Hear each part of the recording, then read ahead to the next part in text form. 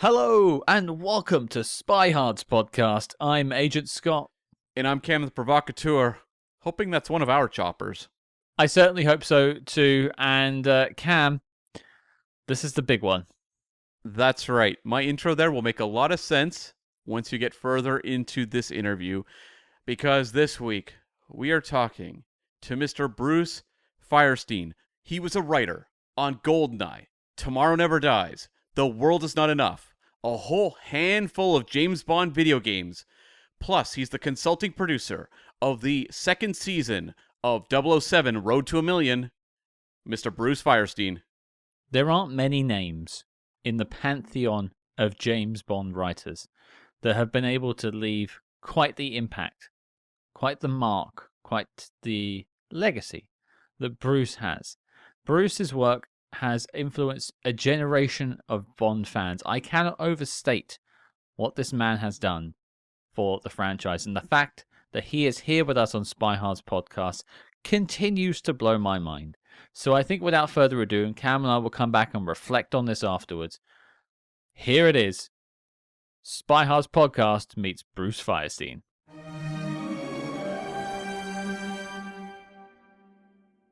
Cam, the moment has arrived. Something we've been preparing for what feels like an eternity. But they say good things come to those who wait. They do indeed. Joining us, yes, they do. Joining us on the show this week, he is a producer, a writer, a humorist. He loves to keep the British end up, and he's not the biggest fan of quiche. It's the one and only Mr. Bruce Feirstein. Hello, sir. How are you? Hello, guys. How are you today? It's good to see both of you. I am a big fan of the podcast. I listen to it. That's all I needed to hear from this. Yeah, we're done. Literally, we're done. We're done. Goodbye. See you later. I've peaked. I've genuinely peaked. There we go. As I joked just briefly in the intro there, yeah, we've been back and forth for many years, so I'm glad we can finally make this happen. We have so many questions for you, from where you started to what you're working on now that we can talk about as well. Very exciting stuff. But I want to start by taking us all the way back to young Bruce, because I think that story has a little bit of 007 in it, and I think it leads to where you are now. What was your first experience with James Bond? Was my first experience with James Bond? I must have been 10 years old or 11 years old in the back seat of a Chevy Impala at a drive-in in Livingston, New Jersey. And I remember seeing Goldfinger. And that's the first Bond movie I ever saw. Did I miss something here? Is there some story that I... No. This is an origin story. Yeah, I just like it's funny how I find how Bond and spy movies, which is kind of our thing, but Bond specifically here, just tend to intersect our lives, and it's funny how it sort of stayed with you throughout your career. I think... Well, yeah. There's two interesting things about that. First of all, I remember buying the T-shirt, and it was a yellow T-shirt with the gun. And I must have been 10 or 11 years old. And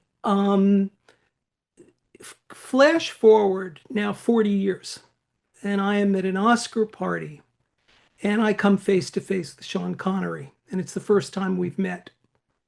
And it's a funny exchange that goes on, which I can talk about later.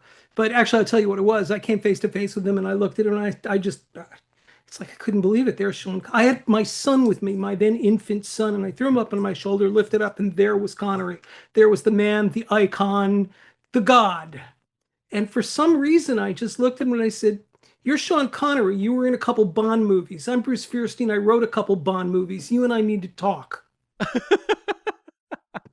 And Connery looked at me like no one had talked like this to him in, half a century, and ended up saying, sure, come and we'll talk. And we ended up having it was the beginning of a friendship. But during the conversation that followed, and we were talking about the Bond movies, and we were talking about my daughter and my son, and he and I were about to work together on the Bond video game of From Russia with Love, which he was in. And he told me he was doing it for his grandchildren. But the whole time, all I could think about was how did you get here from the back of a Chevy Impala in 1963? It was this weird out of body experience to go back then and to kind of, yeah, it's that thing. I've never had an experience like that where you just wonder, how did this happen? What am I doing here? I would say it's like sometimes they say don't meet your heroes, but I'm glad to hear that Sean was what you hoped for. Like I hope that was a good meeting. That was a pleasant meeting. I've been very lucky in that I've met all of them except Lazenby. And every one of them has been very nice. I have nothing bad to say about any of them. And I was worried about Connery because Connery was known as being prickly. But somehow that afternoon all the words came and everything was right. And it was funny when he said, "So you wrote all those films?" I said, "Yeah." He said, "I have only one question." I said, "What's that?" He said, "Did you cash the check?"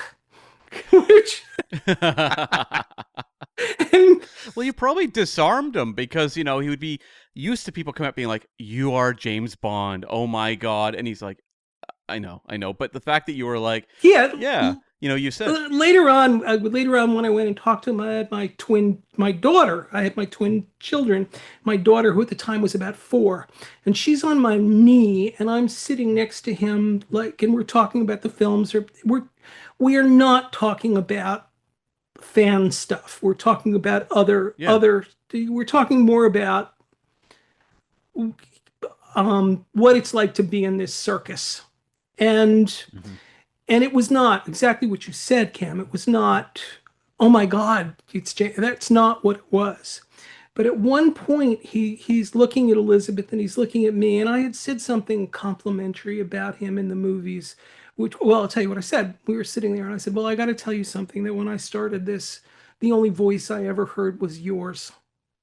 And he looked at me and he didn't answer it. Instead, he looked at my daughter, he looked at me, he looked at my daughter. My daughter looked away and he looked back at me and says, "I think she's flirting with me." And I looked at him and I said, "Well, somehow I think she's not the first." And at that point, he looked over and it was like, okay, this is going to be okay. We're going to be friends. I mean, Connery was great. It goes back to that thing about, in my opinion, every Bond has been the right Bond for their time. And Connery was absolutely, the Bond he created was perfect for the Cold War. And then you come along, and I can't talk about Lazenby because I don't know him, but then comes Roger. And one of the things you hear criticism about, well, Roger played it like this. Well, if you were Roger Moore and you're stepping into this role following a man who was like the world's greatest, sexiest panther, how are you going to distinguish yourself? And so this leads to the choices that Roger made. And in a way, Roger, who was an unbelievably great gentleman, and kind of, it's not that he lived the role, but he enjoyed it. You know what I mean? He liked being, and he was very, very kind and nice to me. And Roger came along and played it the way he played. Then moved there, and there was Tim, and I have kind of an acquaintanceship with Tim. And Tim's another one who was a great guy. Then you get to Pierce, and finally Daniel Craig. And I've only met Daniel a couple times, but it has always been, that secret kind of handshake. And we had a nice and I liked him. And again, once again, if you go back to it, Pierce was the perfect Bond for the Soviet Union has fallen. Tim was the perfect Bond for the end of the Cold War. Tim is the end of the Cold War. I'll get this right. I should do the whole run, because the whole run is that. Yeah, I'll get it right. Roger was the Reagan era, bell-bottom pants, and then comes Tim, who's Berlin Falls. Then comes Pierce, who now the Soviet Union is fallen, and then comes Daniel, who is post 9/11. And each one of them kind of reflects that era. And the other thing that the fans kind of don't think about is that when these guys approach this role, it's not only how am I going to play it, but how am I going to make it different than the last guy? And so it's a tough, I'm glad I didn't have to do that. I mean, those are big shoes to step into for each and every one of them. Well, you mentioned Pierce, and I want to take us over to those films in a second, but I can't let this moment go by without bringing up a book you brought out quite some time ago that I have a copy of sitting in front of me here. It's right here. It's the British edition. Oh my God! So there's a slightly different part for us Brits, which I always find quite hilarious. But what I wanted to know, obviously there's a little story behind the book, Real Men Don't Eat Quiche. Where did that come from? And did you enjoy the little joke in A View to a Kill that was sent back for the quiche?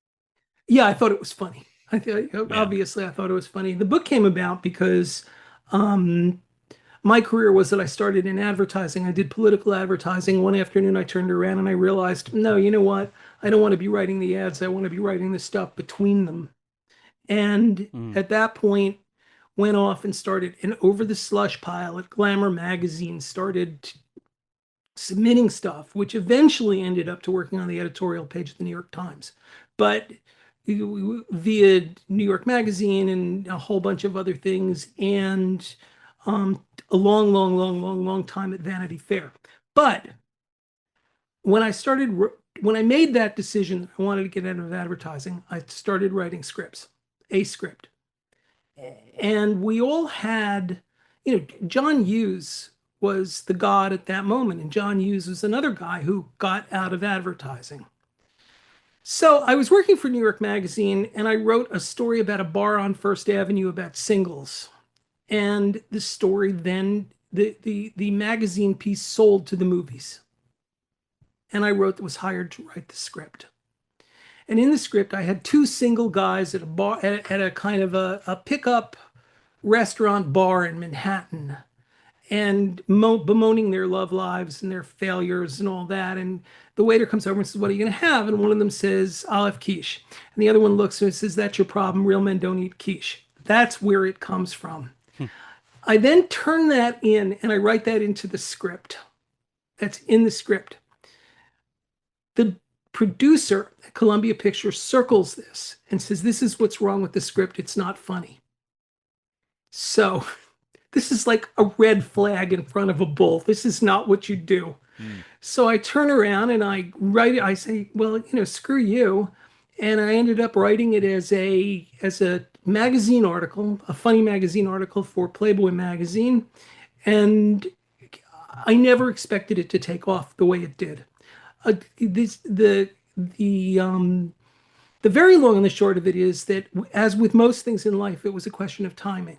I was very, very lucky that at that particular moment, there was a guy named Phil Donahue who was tremendously overexposed. Yeah. Who was kind of this sympathetic, warm, and it may well have been genuine, but it felt performative. And so I was lucky in that, yeah, I made fun of him in the book. And the 3 weeks before, there was a book about masculinity, and a month after, there was a book about masculinity. But somehow this one grabbed the brass ring. And I always knew, I would tell everyone around me, this is not a repeatable event. This is a comet, and this is not going to happen again. So when the question always comes up about, well, why didn't you repeat that? Did you ever? No, you couldn't do that again. That was like the stars, the sun, the moon, and too many things outside my control came together and smiled on me. So that's the explanation for how that book came about. And I sometimes get asked now about, would you do it again? And I recently went through this with National Public Radio in the United States, where, oh God, I had to negotiate with them for 3 weeks about that they would say that it was a satire, that they would say it was a satire, that they would understand that I wouldn't do this today, that I don't think it's productive today to divide the world into quiche eaters and not quiche eaters, and that kind of stuff. And it ended up not running for a bunch of reasons, but it was a book very much of its time. And I always find it funny when people kind of, well, it was anti-gay. No, it wasn't anti-gay. In fact, it said it there was some reference to that, and no, that's not true. So it has been widely misread and taken as a people still get outraged about it, and you just want to say, yeah, chill out. Yeah, that's okay. That's never how I took it. I recently reread it in front of a family full of very passionate feminists that I'm married to, and they all found it a riot. Found it great, a great read. I read loads of passages to them. I think it still holds up now. So I think there's a magic in that book. Yeah, well, and I can still do the jokes. In 2025, the jokes are easy. The romance idea of a safe space is the cockpit of an F-15. I mean, these are like, I can roll these off forever. I know how to do that. What's a romance trigger warning? Drop it or I'll shoot. You know what I mean? But you just don't want to go there about, a romance pronoun is sir. You're giving away good content here. This is the next book. Yeah. Sir, Captain, Chief, whatever. Yeah. So you asked, that was how that came about. Yeah. Well, I wanted to know because it's a book I've read. I have a dog-eared copy sat here, but I'm flattered. Let's guide us into the Bond of it all then, because I imagine around about 1993, 1994, a conversation happens and your world slightly changes and you become involved in the world of James Bond. Where did that happen? What was that first conversation that brought you into the family? There were two things. It was, I had known Martin Campbell through my wife, who was a studio executive. And so, but that's off to the side. Barbara Broccoli's husband, Fred Zolo, is a very, very well-known producer. And Fred and I were pals from forever. And Fred was going to produce a romantic comedy that I wrote. It turned out that it never got made or anything. And it was a weird time in my life because I had moved back, having totally washed out and utterly failed in California as a screenwriter. I had moved back to New York and would hang out. And I had a newspaper column, the New York Observer. I know all this sounds like fortuitous. There was a lot of, it wasn't easy. And I was working part-time for the New York Times, and Barbara and I would go out to dinner. And one afternoon she called and I kind of knew Cubby. I had met Cubby through Barbara and Fred. And one afternoon Barbara called and said, how'd you like to come to London and write some witty dialogue for Bond? And hard question. Yeah, hard question. When do I leave? And yeah. And I met Michael Wilson, and Cam Martin I already knew, kind of. And I ended up rewriting the entire script. No, except, here's the thing about that. There are three names on the script. One is Michael London? No, Michael France? Yeah, Michael France. And then Jeffrey Kane, and then me. It doesn't work without the three of us. Yeah. And I am sometimes unfairly given more credit than I deserve. The late Michael France, who was a great writer, who came up with the basic idea behind this, that the Soviet Union has fallen and Trevelyan, a 007 agent, a 00 agent has turned against Bond. And then Jeffrey came in, and Jeffrey really put it together what you see. And Jeffrey did an amazing job and deserves, and he gets first position credit. He's a great writer. What I did is I came in and I looked at it, and they expected me to do something funny, and instead, yeah, I can write funny and I know how to do that. But when I looked at it, and I said, the problem here is that there's no kind of overarching idea on this. And they looked at me and said, what are you talking about? I said, well, I don't know. My feeling is the problem with the script is that we should go through it and everything should be about the world, the way the world has changed, and Bond hasn't. And so that affected every single scene in the movie. The first change I made was the first shot you see of the movie, which is the DB5. That was not there. We got to bring back the DB5 because that tells us who we are and where we came from. And then you go through the entire movie, whether it's M or Moneypenny, all through it. The idea is that the world has changed, but Bond hasn't. And so, yeah, this leads to, as I said, this leads to M calling Bond a sexist, misogynist dinosaur. This leads to Famke Johnson or whatever her name was. I'm embarrassed by the name we used. Oh, come on. Be proud. Be proud of that one. Xenia on a top. Xenia on a top. Xenia on a top. I know. Yeah, that's mine. That's my problem. I'm not guilty of Christmas Jones. Christmas Jones is not my fault. But Xenia on a top is mine. And where she says you don't need the gun, Commander Bond, and he says it depends on what your definition of safe sex is. I mean, I'm guilty of that stuff. So at the end of the day, I had significantly changed the script, but I could not get there could never have gotten there without the amazing work of Michael France and Jeffrey Kane. They are the late Michael France. They were great writers, and I was lucky. Well, I was going to ask because you're joining this Bond film at a time where basically you have the handoff from Cubby Broccoli's, spearheading this franchise to Barbara and Michael overseeing it. And did it seem like a very stable environment, or still like they were trying to figure out their own process for making Bond films? No, there was Michael's got a cameo in Goldfinger. Yeah, true. And Michael's been there forever, and Barbara's been there forever. And they knew what they were doing, and they knew, and they were very they were always definitive. I think maybe people thought, well, do they know what they're doing or not? But when you turn around 5 years later or 15 years later, you turn back and you say, Barbara and Michael took this franchise someplace Cubby could have never imagined. Mm-hmm. And in the course of doing it, made it completely their own. Totally. So, yeah, so there was never a moment of, I don't know what to do, I don't know this. No, they both knew exactly what they were doing. And one of the things they did was, when it came to Daniel Craig, really reinvented the franchise, right? Right. When you are joining with GoldenEye, and that is a new actor you're launching, a new approach to Bond in the 90s, was there kind of a sense that they were looking to kind of reinvent Bond, or were they looking at that point to just continue what had been happening, from the previous decades, but just kind of slightly alter it for a newer audience?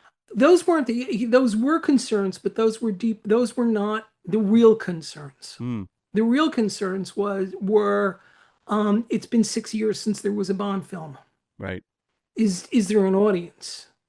And the studio did not necessarily believe there was an audience. I remember 3 weeks before we were shooting that John Calley, who was the president of MGM at that moment, wasn't sure whether they were going to greenlight the movie. I mean, the sets were built and things were going, but MGM was not sure. And Barbara and Michael were facing that. I mean, internally, they were facing skepticism on the part of MGM. Is this thing still relevant? And then you kind of get to the outer circles of, is Pierce going to be Bond? Is that going to be any good? The movie's going to... So I think the real crush on the inside was, we have to make this movie on time, on budget. It's got to be great. And the franchise is riding on this. And they're going to, not them, but the new producers are going to face the same thing, because it's been so many years since the last movie, and the speed of that culture moves at now. I'm sure it's going to work. I'm sure it's going to work, but I'm sure that there will be people writing, is Bond still relevant? Is there an audience for it? And you can't really tune out that noise. Well, I think that also has led me into my next question in the sort of GoldenEye sector of your three films is Brosnan. We mentioned him briefly before. He's taking over the role. He did briefly have it for about 10 minutes in the 80s, but you're getting to write for a new Bond, and I'm sure there are plenty of lines that are yours in the film, but what was it like also getting to have your fingerprint on a new James Bond? Was that a daunting task for you, or were you sort of, no, this is great, I get to sort of form him myself? There was not time to even think about any of that. Mm. When I arrived in London, like October 12th, we started shoot somewhere in October. We started shooting in January. I was working 7 days a week, like 12 hours a day, turning in pages all the time. And in that moment, I was never thinking about, I was never thinking about like, I mean, I knew, yeah. One of the things, a whole bunch of, over the years, as I've talked to other Bond writers, we all just say the same thing, that you walk around London, and at one point or another, you hear this, you just hear it in your head, because there you are walking around in this, and you can't quite, it's mystical, and you can't quite believe it. And but no, you're not actually thinking about, I wasn't thinking about, oh, I'm going to be able to change the ship or anything. I just wanted to have them approve the pages. You're in the micro as opposed to the macro. You're just dealing with the day to day. Yeah. Completely. You're totally in the moment. That's the best way to put it. Well, then I'll reframe it slightly. You're in that moment. You're day to day. You're just putting in pages to hopefully get approved to move to the next fire to put out or deal with the next issue. What was something maybe when you look back on GoldenEye that you were particularly proud of, that you just sort of came up with on the spot, and that made the film? That's your fingerprint on the film. Obviously, M. And the way M came about was the way M came about is, and this is what it was like. Barbara picked me up at 5:30 in the morning at the hotel. We got to the studio about 6:30. Martin was already there, and I go in to talk to him, and he says, "Well, what do you want to do about M?" And I said, "I don't know. It's a bunch of white guys sitting around talking." And Martin thinks for a minute and goes, "Stella Remington over at MI6. Let's try her as a woman." So we're now at 7:05 in the morning. 10:30 in the morning, I go give him the pages. Martin says, "Yeah, this is good. Let's go with this." And yeah, this is where it calls him a sexist, misogynist dinosaur and all that. I then proceed to write 31 drafts, I think. 31 different drafts of this thing. Wow. Because this person had an idea, and this one wanted this, and this one wanted that, and this one wanted that. And finally, Campbell said, "No, we're going to shoot what he wrote the first morning." And what you see on the screen is what I wrote in 3 hours after getting the idea, with, I think, one word difference. Wow. And that was one of those things. And there's stuff. I mean, I remember there's very funny things that went on during the shooting of that. Like, one morning, Barbara and I show up at the studio, and there's a bunch of what's the UK military? It's RAF or the army, or yeah. There's a bunch of army guys outside, and they go, "What are you doing? What?" And she rolls down, "What are you here for?" And it turns out that a satellite had overflown the studio a couple nights before, and they wanted to know what we were doing with Russian tanks and MiGs in the middle of Watford. And it was, there was just funny stuff like that. There was a great producer named Tom Pevsner who one morning walked into my office and said, "I hate to bother you, but would you mind changing the British frigate to a French frigate?" And I look at him and I go, like, this is the most insane question I've ever had. Like, why? Let's go, why? He said, "Well, because the French will lend us a frigate in Monaco, but you're killing a Frenchman on it, so they would like the guy who gets killed to be Canadian, because the French don't like the Canadians. Sorry, Cam. Do you mind doing that?" It would have been hilarious if I had turned around to the screenwriter and said, "No friggin' way." I don't know how but it's and all day long I would sit in my office, and there would be model MiGs flying overhead. Like, but when I say model MiGs, I mean 10 feet long, like huge things. And all day long, they would be crushing Russian Lada, LADA cars outside. And I look outside with a tank, and I look outside and I go, what are you doing? And I forget who it was, but somebody turned to me and I realized, well, what they're doing is they're trying to figure out the most aesthetically pleasing car crush. And so they're practicing. And then movies, you learn so much on them. So I remember being in the editing and we're watching the tank chase. And by the way, writing the tank chase. The tank chase was, I didn't know what a T-junction was. The tank chase is 18 pages of script. Wow. Every single beat in it which was the way Martin wanted it. Right. This didn't come only from me. In other words, it was Martin and Hob and the special effects guys, and I ended up writing it out. But it was 18 pages, and but we're sitting there in the editing room, and there's a shot where Pierce is in the archives, and then you see, I forget the guy's name now, but the Russian drive out of the archives in the back of a car. And then the next thing is you see Pierce look at a tank, and then you cut back to the car going on the road, and then you cut to the wall, and boom, and so there was this conversation going on about, well, do we have to have a shot of Pierce, of the tank approaching the wall?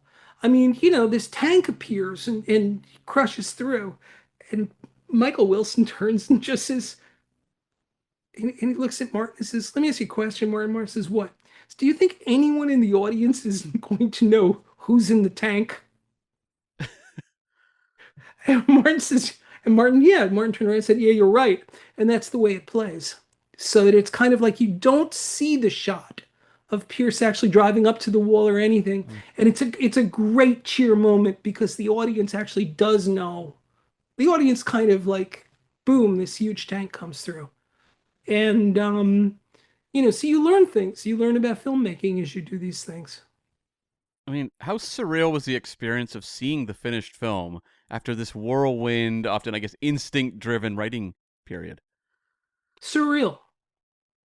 It's the only way to. I mean, it wasn't the first movie I'd worked on, and it wasn't. I mean, it was clearly big. It's clearly one of the biggest movies. I mean, it's Bond. It's the biggest circus there is, and yeah.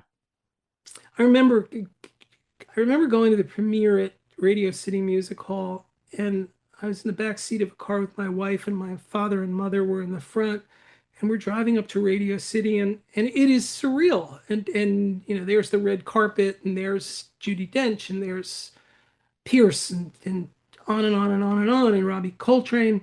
And my mother looks at me and says, this could lead to something. You're going places. Yeah.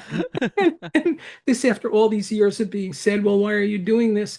But, and I actually did turn to her. I said, Mom, right now, this is it. This is the moment. You have to be in this moment because it doesn't get any better than this. And that's kind of the way I looked at it. Wow.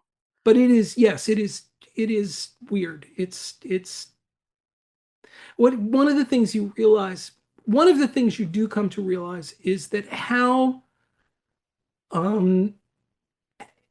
what a huge part of culture the franchise is. And suddenly your ears begin to perk up all the time. You hear, every time Jeff Bezos is described as living the life of a Bond villain, or Barry Diller's island out in the middle of the Hudson River is something a Bond villain would do, or it's like a Bond car, or the number. I remember once, I wanted to use this in another script and I couldn't. I got friendly with some of our security services, and I said that when they do a brute force of password hacks, an absolute, we've got to get into that cell phone, or we've got to get into that. Within the first 100 things they try is first name, last name, 007, 007, first name, last name. I mean, it's. Wait, that's my password. No.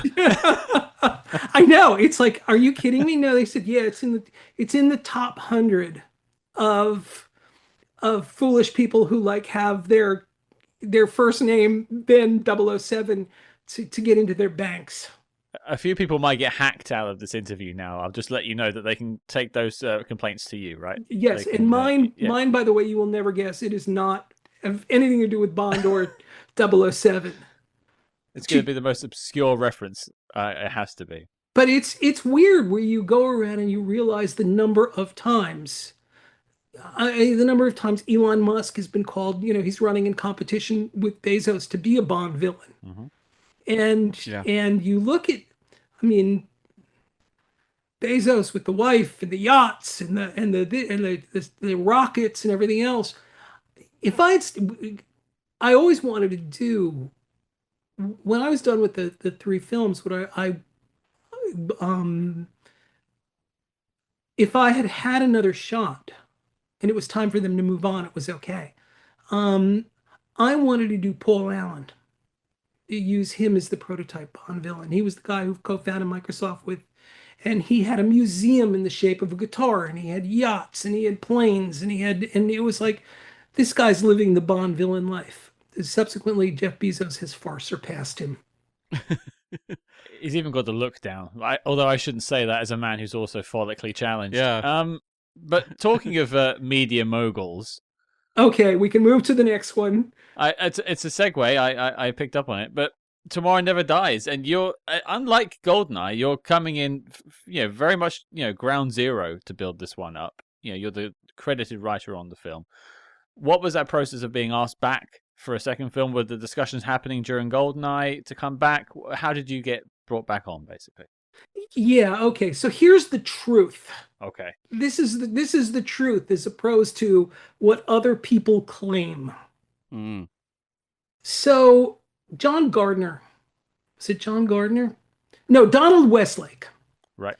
So yeah. So Donald Westlake wanted the next movie to be written. No, it was John Calley wanted Donald Westlake to write the next movie.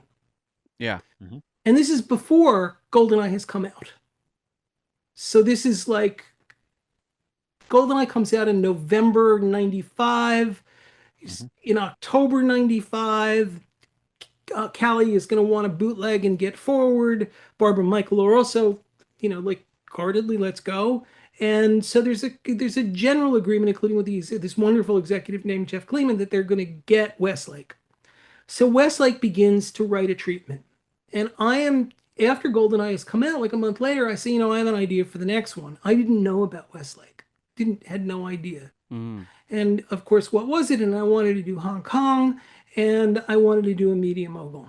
And well, yeah, the movie did well. Let's see what happens. So Westlake then turns in something about Hong Kong. Now, Hong Kong in 1996, now we are. Any writer worth 10 cents is thinking about Hong Kong. I mean, it's mm-hmm. It would be like writing about COVID. I mean, in other words, like the British are going to hand Hong Kong back to the Chinese. So I never see Westlake's treatment, and they decide, no, we're not going to go that way, and we decide we're going to go with the media mogul. So I proceed to start my media mogul story, which is kind of based on observing Rupert and watching Ted Turner. And Rupert owned New York Magazine when I worked there. Rupert Murdoch owned New York Magazine when I worked there. And I had friends there were a bunch of media moguls around. So this wasn't completely, so I kind of knew the field a little bit. But the guy who was interesting to me was Robert Maxwell.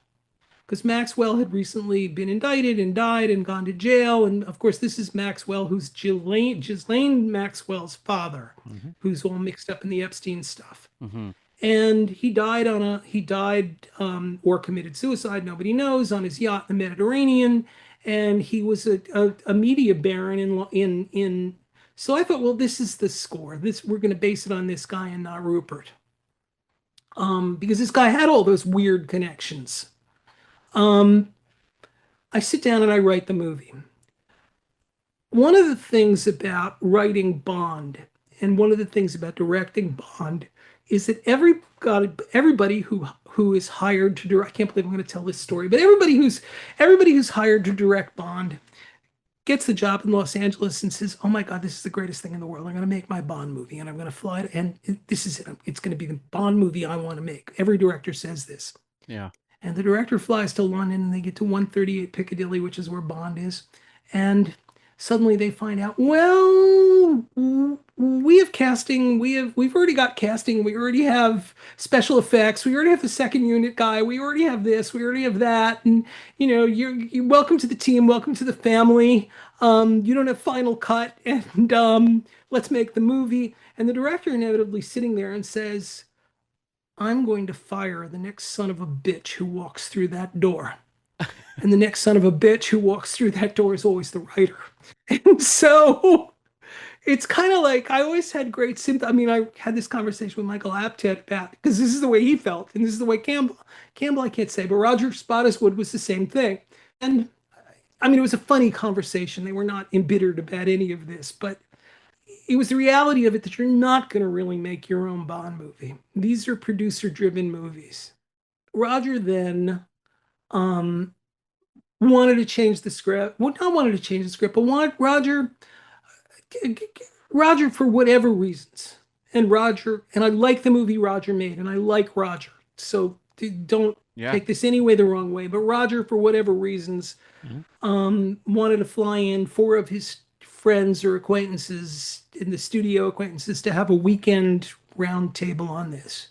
And I got one ringer. I could have one friend of mine come. And they spent the weekend tearing apart the script and suggesting this, that, and that. And on the following Monday morning, when they all went home, Barbara said, "Well, that was a waste of money." And because none of it got used. There was one thing that kind of came out of it, but Roger and I had already agreed that we were going to use Michelle Yeoh. I mean, it was already, the movie's going to be set in Asia. And Michael Wilson and his sons, David and Greg, were huge Michelle Yeoh fans. So anyone who says that I'm responsible for bringing in Michelle Yeoh, or it was my idea, no. Michelle Yeoh was on Michael's radar for years. On Sundays, occasionally, I would go with Michael to watch Hong Kong movies down in London's Chinatown. I mean, this was not anything as crazy as it sounds. And so a couple weeks go by, and I knew this was coming, and I get fired, and they hire Nick Meyer, who then goes off, throws away the script altogether, totally throws away the script, and writes a different movie about population control. Yeah. Having nothing to do with nothing, zero, nothing. And he may have been responsible, but I don't think so, that there was a legal challenge for my name for the media mogul, which was Harm's Way. And he may have come up with Carver. Michael Wilson told me Michael came up with Carver. I don't know. But that was a legal thing. We couldn't use the name of the media mogul that I wanted to use. And I wasn't upset about this. This is what happens. She comes up with names and legal checks it and says you can't do this. You don't fight those battles. And Nick turns in the script and I think is fired 4 hours later. And then I am brought back. And I am brought back to kind of do a course correction on some things that have gone on. Jonathan Pryce wanted Jonathan Pryce, who was terrific to work with, felt that they had lost the character, so it was, then I was on the picture for the whole time until post-production when we were doing Wild Lines. So, I mean, there's a reason why I have sole credit. There's a writer named David Wilson who at one point was brought in to do some action sequences. He did like the Halo jump. Absolutely. But it was, you go back to the beginning, which was a media mogul wants to create a war. And, this is the funny part of it. The funny part of it is, of course, is I set out to do a movie about a media mogul, and somehow, don't ask me how, but there's a stealth boat in it. So it's like, How did we get there? I don't know, but it's a Bond movie. I had no complaints. It doesn't No seem notes. that outrageous these days that these people might have stealth boats, let's be honest. No, It could be a thing. no, but working on that movie, like there were very funny, weird things that happened. And the weirdest thing that happened was one afternoon we were in Bangkok together, and Michael, I was gonna have a drink with Michael. It was a rough shoot. It was 106 degrees, and there was creative friction on the set. And Michael calls me up to kind of like smooth something over to his hotel room, which is the 40th floor of a hotel. And he's like in what I begin to call the Mobutu suite, the deposed dictator suite, where you go in and you can see, well, that's where the finance minister was, that's where the mistresses were, there's the nursery, and you're going further and further and further, and there's the dining room table for 40, and this is at the top of a hotel. And Michael and I walk out and haven't really said anything to each other, and he hands me a Jack Daniels, and he has a Jack Daniels, and we're overlooking the Chiang Mai River, and the sun is setting in Bangkok. And we really haven't said anything. And suddenly we look over, and there are two helicopters chasing each other up the river. And the first one fires a rocket at the one in front of it. It misses. The helicopters dive off and go into a neighborhood, and we see some explosions, some smoke coming out. And we're both watching this. I look at Michael, and I finally break the silence and say, "Are those ours?" Yeah. Michael looks at me and takes a drink and says, "I hope so." And that's what it's like working on those movies. I mean, it's like, it turns out, yes, they were ours. And so some of the stuff didn't get used, and Victor Armstrong was shooting something, and it was like, that's how big and weird this stuff is. There could have been an invasion going on 8 blocks east, and you're like, it could be a Bond film. Who knows? Yeah, who knows? And we've got our own weapons. We're fine. Well, I want to ask you about, I'd read that originally the Bond girl was going to be a character named Sydney, who was an associate, was the daughter of Carver's associate. Is that completely fiction? Do you remember anything about that? Yeah. Her name was Sydney Winch. Okay. And she was going to be, and she was somehow related to Bond, and she was somehow related to Carver. And in the next draft I did, I got rid of her and shifted it around, and kind of the Terry Hatcher role came into it, where, in other words, it's like this, there's a lot of ingredients and you're mixing them up. Yeah. And so kind of like the woman who's going to be Bond, who's going to say that she's Bond's equal, which every woman who has ever played that role against Bond is obliged to give an interview with, well, this time I'm his equal. And I always wanted to do a clip reel of that, of just one. There's a lot of them. There's a lot. Just, well, this time she's his equal, and this time she gives back as good as she gets, which is also funny. I mean, it's also funny reading about that they're going to change Bond for the next movie, but at the same time they're talking about Sydney, what's her name? Sydney Sweeney for the girl. So wait a minute, you're going to change it, but we're back to the girl. So, So Michelle kind of became in the rejiggering of the whole thing. So Michelle became part of the role that was supposed to be Sydney Winch. I really forget, but I remembered the name because I liked the name. Well, maybe they can use that one day. There's a whole bunch of Bond names we can never use that we have all stored away. There's got to be a file somewhere that's just like a list of Bond names and a list of Bond villains that you just can't touch, but are gold. Can't touch. I'll only say one, which is I won't get in trouble because it's okay, but it was going to be, there was going to be some, I forget which movie it was, but there was going to be an Asian guy, maybe a Filipino guy, I don't remember, but it was going to be a guy whose name was going to be Manuel Hung. And it was never, I mean, it was just a joke in the office, but it was never. Yeah. I mean, it was never.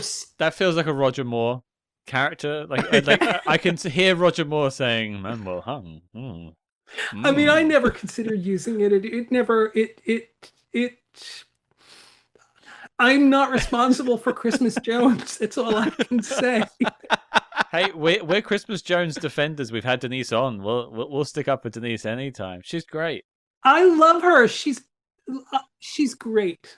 Well, okay, that spins us into The World Is Not Enough. Your third and final Bond film you worked on. Third and final. You're coming back again. Where did that conversation take place? Was it a different conversation to last time? Was it an easier transition? No, it was a later conversation. It was that Neil and Robert, who first let's talk about Purvis and Wade, because they are in the history of the series, when the writers who are important get written, it's going to be Maybaum, who we all stand on his shoulders. There is no Bond without Maybaum. Mm-hmm. Yeah. And every time anyone says, oh, you need to go back to the book, they don't understand that even Fleming himself liked what Maybaum did more than Fleming did, because there was a conversation where Fleming turned to Maybaum and said, I like your Bond better than mine. Right. Because Maybaum is the one who gave Bond his wit. But right after Maybaum comes Purvis and Wade. They did the transition. They did the most successful Bond movie ever. And these guys are great writers. And I have huge, huge, huge respect for them. And so in this case, Purvis and Wade wrote the first draft of the first draft of The World Is Not Enough. Michael Apted takes the flight from Los Angeles to New York, think he's going to make his own Bond movie. The first son of a bitch who walks through the room, Purvis and Wade, and gone. And it's kind of like being the first writer on a Bond movie is kind of like being the drummer in Spinal Tap. And then it's just, you're finished, thanks. And then Michael hired his then wife / girlfriend to do the next draft. Mm-hmm. And it didn't work. And she's a really, really good writer and a very sweet person. And I was called that they felt that they felt that something was missing. And it wasn't about being a man or a woman or anything like that. It was just, we're not there yet. I mean, these things happen. This is it's very easy for Barbara and Michael to say, and Apted to say, we're not there yet. And so they called and they said, come over and come back.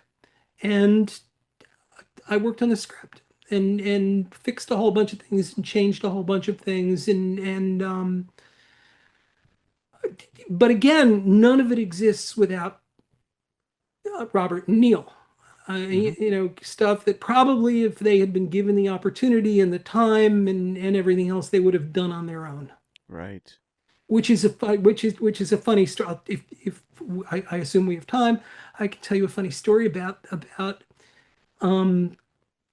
So this thing opens up and it makes no sense at all.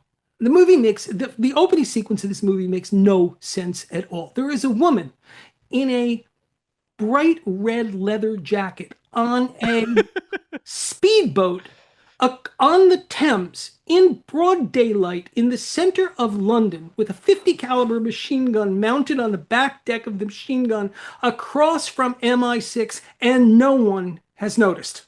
Right. She's just bobbing in the water in the bright red leather jacket with a boat with a .50 caliber machine gun. And then, of course, at that particular moment, Bond comes sailing out. Okay. So then what starts is a chase down the Thames. And it goes and goes and goes and goes and goes and goes. And finally, she comes to, I guess it was O2. Where was it? They came to O2. Wasn't it where the final thing was? It was the Millennium Dome then. Yeah, the Millennium Dome. Now. Yeah, so they come to Millennium Dome. And I'm looking at this and I'm reading it. And I'm going, well, what's he doing? I don't get this. I don't get this. So one of the things I end up fixing on that is it's a scene where he's saying to her, yelling to her, where she's going up on somehow she's and he's saying to her, stop. I can help you. I can save you. You don't have to do this. Mm-hmm. And we see helicopters coming in and she's about to die. And so the scene didn't have a point. It was like they had left out that part of it.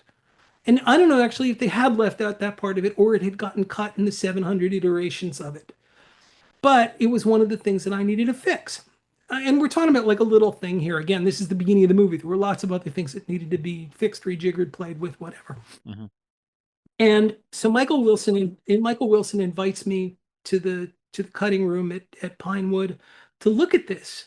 And I go look at it and okay. And about 3 minutes before, about 30 seconds before they're about to get to the Millennium Dome, suddenly there's a cut to the control panel in Bond's boat and it says torpedoes, and Bond hits torpedoes and 2 torpedoes come out and miss the speedboat that she's on with a 50 caliber machine gun.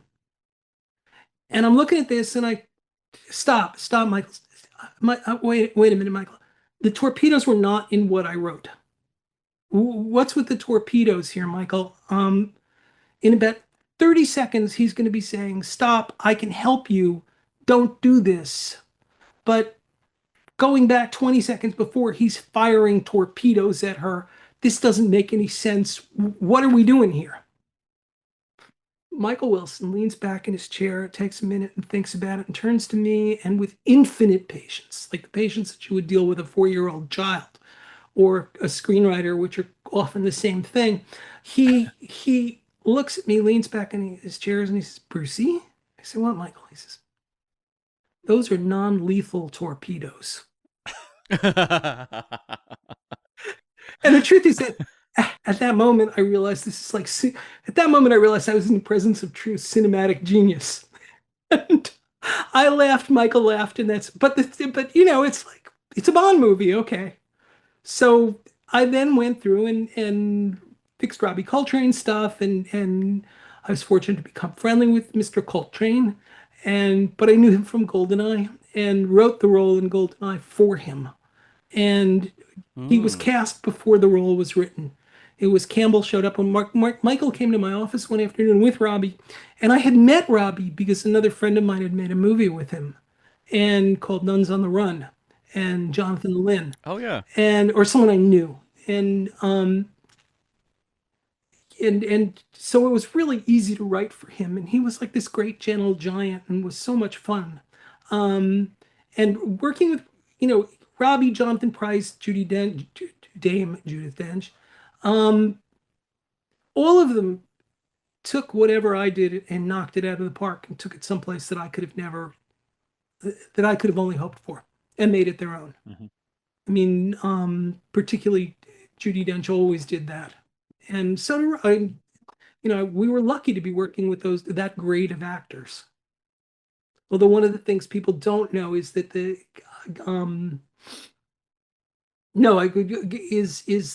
you get credit for it, but they're the ones who really brought it home.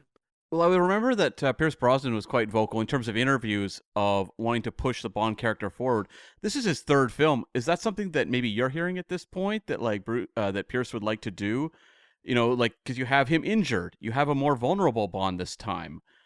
Was that because of the actor would liking to explore the character more, or just something that organically came through the writing process? I don't know. I mean, he was injured. Obviously, they really pushed it in the next one where he had been in prison. Yeah. But yeah, Pierce always talked. Pierce always wanted to push the character forward. Pierce always talked about rolling back the layers of the onion. I mean, that was his thing. Mm-hmm. And yeah, you do the best you can. You try and do what you can. On the other hand, there's a stealth boat. I mean, here we are. Sure. There are non-lethal torpedoes. Yeah, there's a stealth boat, there's non-lethal torpedoes, and that helicopter is going to cut that BMW in half. I mean, you do the best you can. Well, you did mention Christmas Jones, and you said that's not a you creation. Is the Christmas happening more than once a year line at the end got anything to do with you? Yes, the Christmas only comes once. I thought Christmas only came once a year as mine. Um, but we, I don't remember why. I could have fixed. First of all, Denise Richards was a real sport. Yep. Mm-hmm. And she was great, and she was fun to work with, and she's very funny and very charming and very playful and a very sweet person. And she was fun, and I really like her. And she, I think she would probably call herself this too. She's a ditzy valley girl kind of in a way who like, and she's enormously likable. And if you meet her in person, she's kind of charismatic and great. Um, I could have fixed the questions about how does someone who looks like that end up as a nuclear scientist, as a whatever he was a nuclear scientist, I think. And it just we ran out of time, and it I had written the scene to fix it, and we didn't do it. But it was going to be an explanation of it was going to be a slightly when you have problems like not problems like that, but when you have that kind of credibility questions where you knew that they're going to come, how is this chick in shorts dressed like that in the middle of Azerbaijani, a rocket or nuclear scientist? You plant a flag on it, and you have her make a joke about it, and we just didn't get to do it. I mean, it might have helped. So when I say Christmas Jones, the Christmas Jones. It's like I get more grief for Christmas Jones than I do for Xenia Onatopp.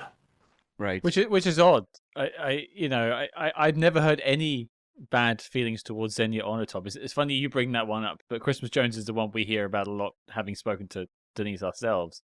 I think she gets a completely unfair rap for that film and that performance. She did what was written for her and delivered it well in my book. Yes.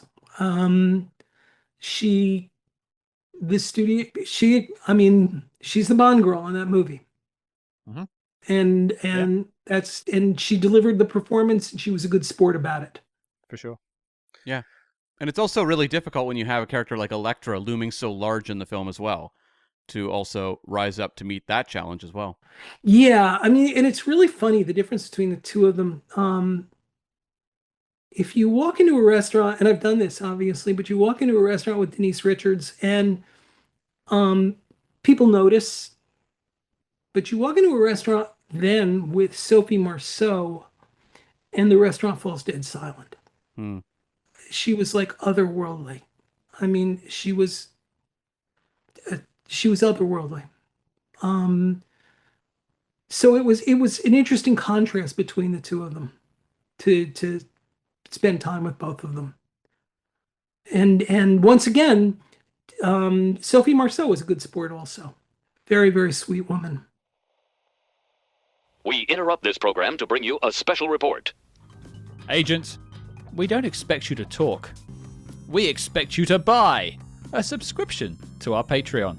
Yee. That's right. Over on the Spy Hard's Patreon, we're covering all your favorite spy TV shows, as well as popular films from the most iconic secret agent actors of all time. Cam, why don't you share some intel on our latest assignment? Well, folks, with the final reckoning now out of the way, we decided it would be fun to go back and take a look at the original 1966 pilot of Mission Impossible, the TV series, starring, of course, Mr. Peter Graves. Oh, wait, no, sorry. My notes say starring Stephen Hill. Well, this'll be interesting. Tune in and find out if this fuse ignites or fizzles out. So, tune your dial to patreon.com/spyhards and spice up your podcast feed. But before Nick Knack runs out of Tabasco, resume the Spy Jinx. Well, that's the 3 Bond films. The question, before I take us on to our next subject, a couple of wrap-up questions about Bond films and Bond and things you've done then is, Die Another Day happened. Were you ever involved in that, or was there ever a discussion? No, I was not involved with Die Another Day. They had moved on. We were don't read anything into that other than that they had moved on. And these days people come back and say, well, why didn't they hire you again? Why didn't they bring you back? Well, because they had moved on. They had moved on from Maybaum at a certain point. They had moved on from various people. And also, I was living in Los Angeles and had just had kids, and Neil and Robert, who again are terrific writers, um, uh, are in London. And these things are 18-month projects. And putting me up in a hotel in London is not cheap. Mm-hmm. That's part of it. That's part of it. Um, and through all of it, I have forever remained friends with Barbara and Michael. And Barbara's like a sister to me. And so there's no ill will here or anything No. like that. There's nothing like that. And in fact, what I used to joke was that, so after around the turn of the century, I started working on the video games, and I did 6 of them. Mm-hmm. Yeah. And the way I used to describe it is that, and I don't know if this joke will play in London, but I used to describe it, well, I'm still in the mafia, but they moved me out of Manhattan, and I've now got the New Jersey cigarette concession. So it's kind of like I'm still doing it, and it was fun. So we did, and one of them, there was one that's called Bloodstone that I worked on with both Michael's sons, David and Greg. And although I think Bloodstone was driven primarily by Greg, both of them that was supposed to be a 2-part series with the hope that we could turn that one into a movie. It didn't happen. There were contractual things between Eon and the various distributors, like who was that? That one wasn't E3. That one was Activision. And it was fun at the time to work on. So I didn't quite give it up, and it gave me the opportunity, and it was a lot of fun to work with it's always fun to work with Pierce, but it was a lot of fun to work with Sean, and Daniel did one of them. So that's what happened. And then eventually, but also what happened with the Bond games is that finally the movie business came to realize that these are different audiences, and that it takes 18 months to write a game, or to produce a game, and it takes 18 months to make a movie, and the film people are very protective of what they're doing, and they don't want the scripts out there and everything. And the truth of the matter is that on the billboards that you saw at the turn of the century, which was coming October 7th, see the movie, buy the video game, people weren't buying the video game because the standards were different. They were wondering, the people who were going to buy video games wanted to know what was the rendering engine, what was this, what was that, and it was a whole different mindset. And yes, they would go to see a Bond movie, but it didn't necessarily translate that they would buy a Bond. It didn't bring in people to buy a Bond video game, because those people wanted to know, is it any good? Not on the story, but on the game mechanic. Well, that's why you saw the end of day-date video games and movies. It wasn't just Bond that happened to. Across the board, you used to see Superman, buy the game, see the movie. You don't see that. You would 20 years ago, you would have seen F1, see the movie, buy the racing game. And you didn't. Yeah. But the one thing that is funny is that about this whole experience is that now, all these years later, if I meet someone who grew up who was a teenager or later, around 1997, they'll say, I'll get introduced, oh, he wrote GoldenEye.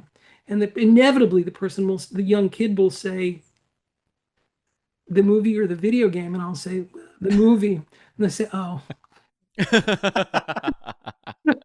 It was the first person shooter where you could play with your friends. Yep. And it's some kind of real cultural thing for that generation. It always makes me laugh. You're talking to one of them right here. Okay, so you too. Yeah, I have 4 brothers, and we had an N64, 4 controllers, and we would just rotate, the 5 of us. And I think I played, I've lost days of my life, months of my life probably, to GoldenEye 007. As have I. That was our routine. We started playing near the end of my high school, but once I graduated, my friends and I would go and get pizza and play GoldenEye from 2 o'clock in the afternoon till 2 in the morning, multiple days in a row. And therein, right there, gentlemen, is the problem one confronts as a Bond writer. Uh, I am never going to be able to provide that experience for you. And right. we used to in the reviews, I always used to say that most of the reviewers had their first sensual experience watching a naked girl painted gold. Yeah. I am never going to be able to evoke that spirit in your pants through this movie, and that's what I am up against. I mean, you're kind of aware of this stuff as it goes on. I'm sorry, I can't. There was my benchmark as a Bond writer, which I didn't reach. My failure was that when I look back at the franchise, and Barbara always joked that the only movie I ever saw was Thunderball. Right. Because for me, Thunderball is, look, I love GoldenEye, Goldfinger. I love From Russia with Love. There's something, and maybe it's because I had come of age at precisely the right moment. But there are so many things in Thunderball, and when you look at every death in that is unique and amazing. And there is a scene in Thunderworld where what's her name? I forget her name. She's in the tub. Fiona Volpe. Yes. And and this was the one. If I always said, if I could get here, I'll be okay. And Bond comes in and she covers up and she says something about, get me something to put on.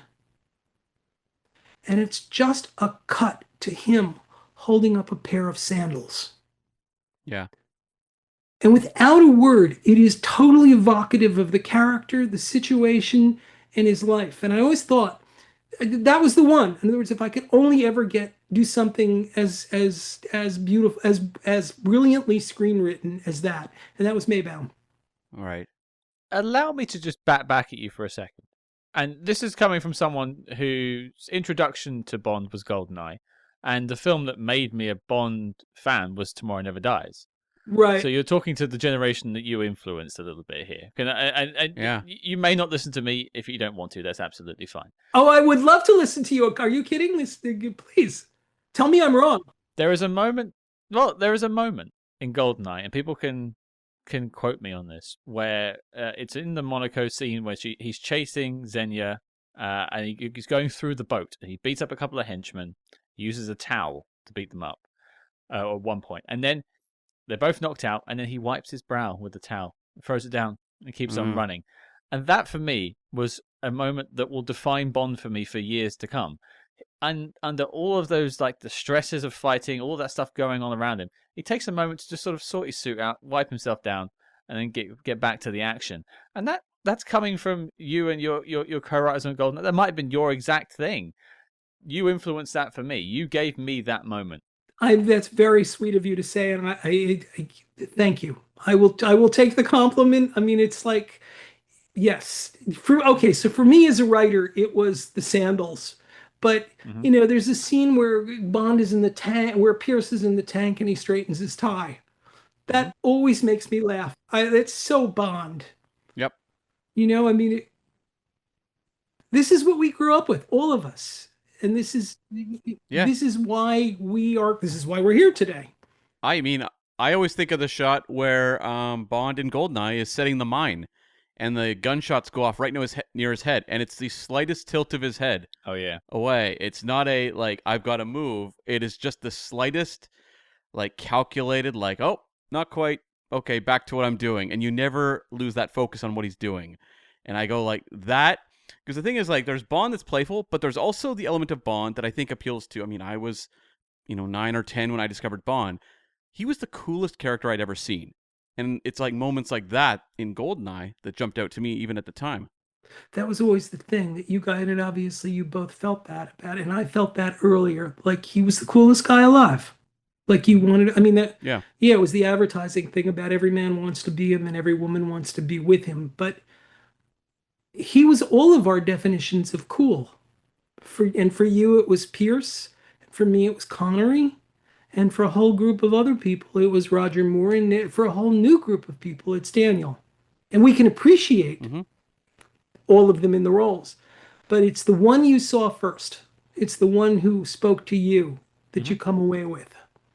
I want to take us on to a subject that one of the reasons it brought you here today, but I'll leave Bond, your works of Bond in the film world and the video game world with this final question. Looking back on the contributions you did with the video games and the films, what's the one thing that you are most proud of?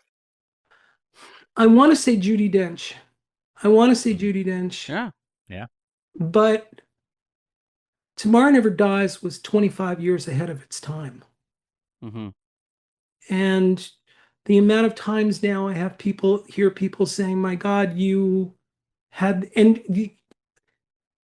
Tomorrow Never Dies is an entirely original film. It's not based on anything Fleming did. Yeah. So in a kind of weird way, that movie, also I have sole credit on it. But so it's those two things. And I remember at the time, like, there was some snickering about the villain in Tomorrow Never Dies, and you were ahead of the curve because no one laughs at that character anymore. No, I mean it's any one of them. There's any one of a number of people who are this guy now, and whether it's and any one of a number of people in the tech world. I mean, it was.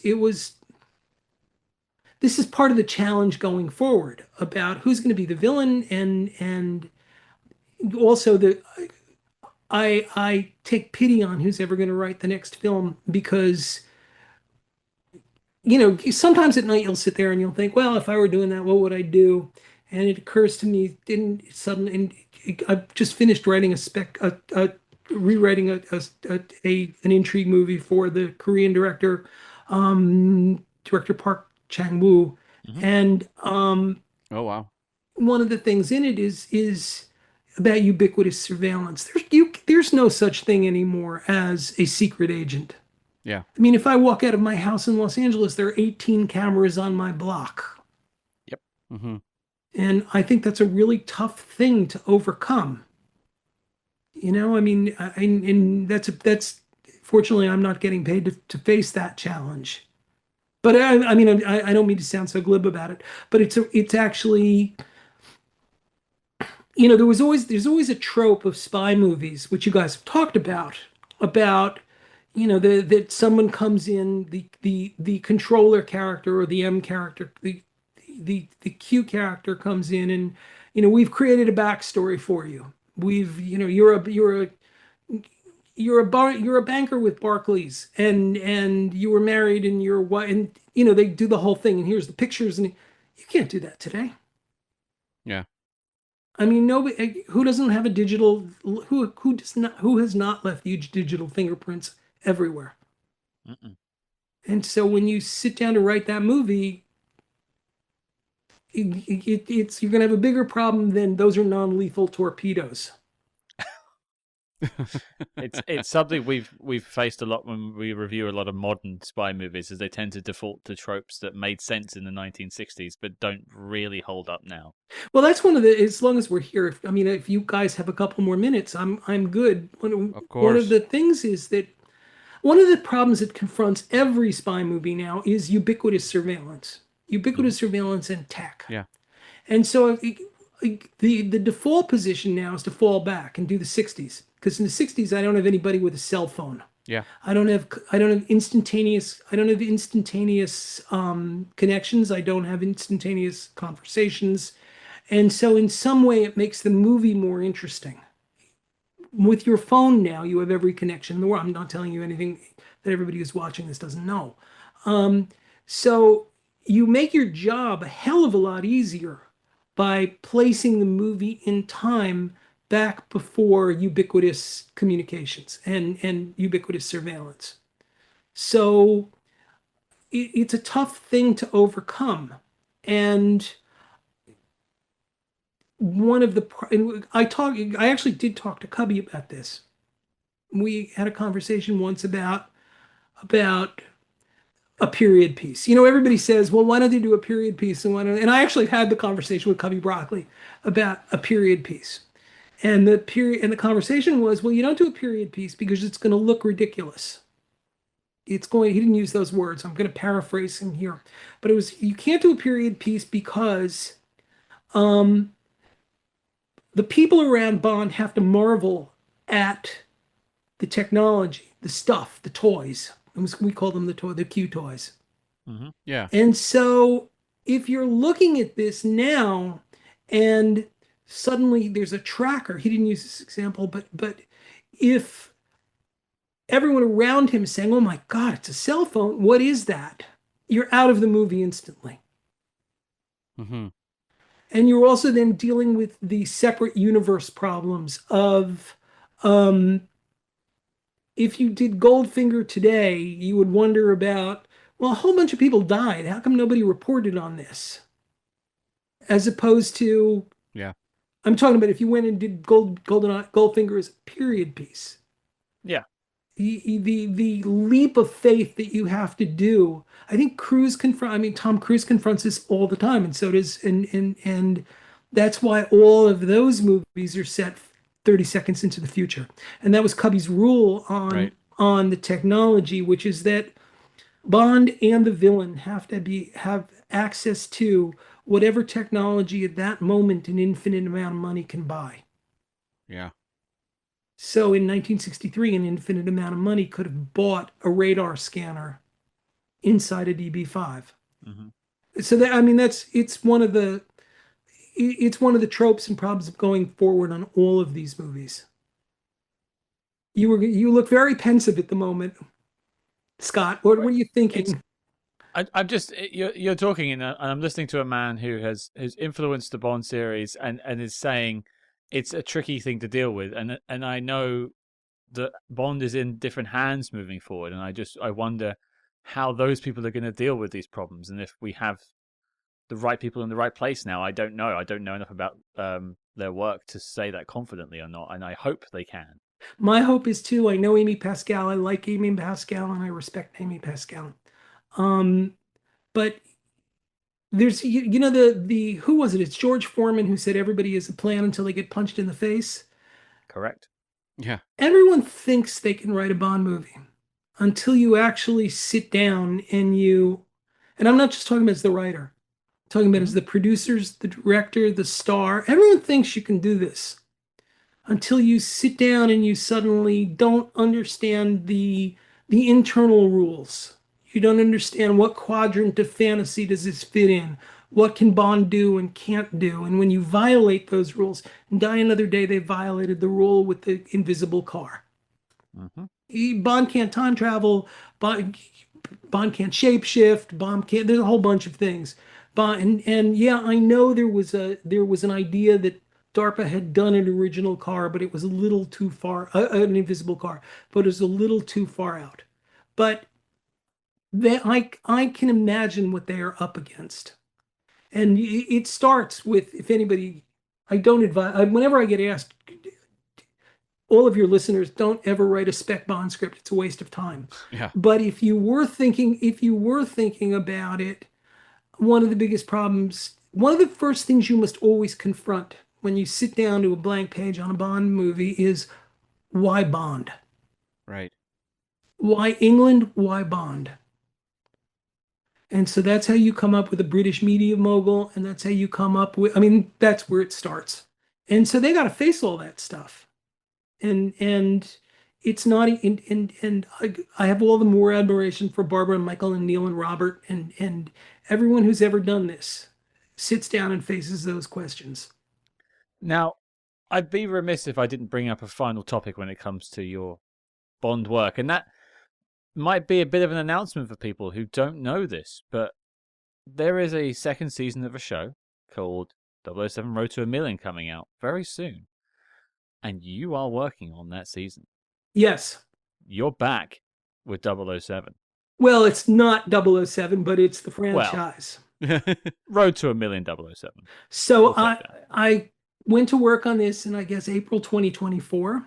And my job on this was to define who Brian Cox is playing. And for people who haven't seen it, the idea is that you are out faced with Bond-like challenges in a competition against 5 couples to win £1 million. And it is, and I worked specifically with a director named Julian Jones, who is amazingly talented and was my Sherpa through this, and he was the one I worked closest with. And Brian Cox now plays someone at MI6, and it's unspoken that he is the one who was responsible for training agents and kind of. I'm not sure if it actually it's not spoken, but he's the one who determines whether or not you have the stuff to become a 007 agent. It's just a small thing through it. He's the one who's running the missions, and he is referred to as the controller. And what the people who produced this were just wonderful. I mean, the second season, I gotta say, the second season is better than the first. And I think because the first was kind of a shakedown cruise, this first season is very good. So let me not, but some of the challenges that the teams are up against, there's, and they're all kind of related back to the movies. So there is a challenge that involves getting to the top of a antenna on a building that we used in Tomorrow Never Dies in Bangkok, and the players end up 400 feet above the ground on an antenna having to do something. And I'm watching this and I'm going, there is no way in the world I would do that. I mean, and then of course it's, well, for £1 million, would you do it? And then you think and you go, well, maybe. I'm not good with heights. And funny, Martin Campbell wasn't good with heights either. And so that's why in all of Martin Campbell's movies, there's always the danger of heights. Because he he has put that together. Yeah, he has vertigo. I have vertigo. I can't. It's like I'm not comfortable in a 60-story apartment, 60 stories up in the air where there's floor to ceiling windows. I get creeped out by that. But not creeped out going 120 miles an hour in a car. So go figure. But this thing has an underwater sequence, and I'm not giving anything away here. No. But it's got an underwater sequence. It's got interesting challenges, and it's done in the spirit of Bond. And Brian Cox plays, as I said, the controller, and guides you through this. And the contestants, it's 8 episodes, and they do 8 or 12 different challenges. And some of them, as a viewer, some of them are really cool about how good a poker player are you? How good can you lie? Can you lie? Can you read a lie? What kind of how good is your intuition? I mean, it tests physical things, but it also tests kind of psychological things. And the contestants come from all walks of life. There's 2 guys who I think the Brits would refer to as gits. And okay. And there's usually us, to be fair. So well, we'll have a pint later, and two kind of YouTube influencers. No, fashion girls, women in fashion, and just a whole bunch of really interesting people who you come to know. And the hope is there's so much that comes down the pike from Amazon that I enjoyed it, and I liked working on it, and it was fun. Right. And I hope the audience feels the same way. And yeah, it was nice to go back and kind of do that. And even though it's not, it's not 007, it's as the writer, and I'm not the writer. I'm the consulting producer. So that means I get to say things like, well, Bond wouldn't do that, or I didn't get to say that. It was it was to work. I did a lot of work on or thought about what Brian Cox was going to be doing and saying, and some of the dialogue, the interest, the things that went on. Are you with the production like from the start onwards, or do you leave at a certain point? Like, how does it work in terms of a reality competition show? On this one, Barbara and Michael spent a lot of time picking the contestants with the production company and with Amazon. And then it started shooting, and I guess in like November 23, it was November 23, Eon reached out to me and looked at the numbers. And you can the numbers you were given from the streamers about when people tuned out, when we lost the audience, what did we do, and so it was, these are the things. Can you Yeah. Can you look at this? I don't even want to give, this isn't about giving yourself credit, because I don't want to give myself credit. I mean, I didn't, it was a collaborative process about trying to address some of the issues that they had. And I think they wanted, I know that Barbara and Michael wanted, and Greg, who was running this, wanted just a little more, like, I think it made them feel comfortable having someone who knew what the tone of the franchise was. Yeah. I mean, one of the things you always run up against is people not understanding. Again, this is going to be the thing that confronts the new producers, is not understanding. Like, everyone's first instinct is going to be that Bond is walking down the street and he saves a baby. I can't tell you how many times that comes up. And had Barbara, before Die Another Day, Barbara always said there are no babies, there are no children in Bond films. Those kind of things. The same way I said to you the rule about Bond can't time travel. So, it's a little bit, it's being there, and I think making everyone feel comfortable. Yeah. And and kind of giving it some kind of patina. But a lot of people worked on this, and I did not come up with, for example, the quizzes or the places they went. And the people who did it were really, this is the way to think about this, that I think about it, is that, sometimes you turn around and you think, well, so-and-so's only doing reality TV, or so-and-so's only doing a game show, or so-and-so is only doing a chat show.